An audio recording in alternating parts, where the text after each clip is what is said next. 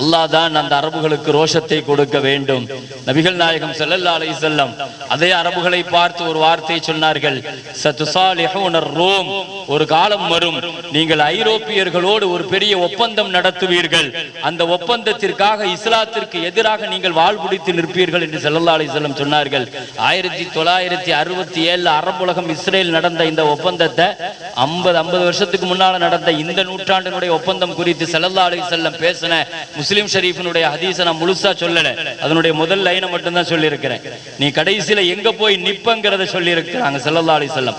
இந்த அரபுகளும் அரபுலகங்களும் யூத நஸ்ரானிகளுக்கு பின்னால் அவர்களுக்கு பின்னால் சென்று சென்று ஒரு கட்டத்தில் இஸ்லாத்துக்கு எதிராக இவர்கள் போய் நிற்கிற பொழுது இஸ்லாமிய படை உங்களில் இருந்து அல்ல, உங்கள் அல்லாதவர்களில் இருந்து ஒரு படை அரபுகளே உங்களை எதிர்த்து நிற்கிற ஒரு காலம் வரும் என்று ஸல்லல்லாஹு அலைஹி வஸல்லம் சொன்னார்கள்.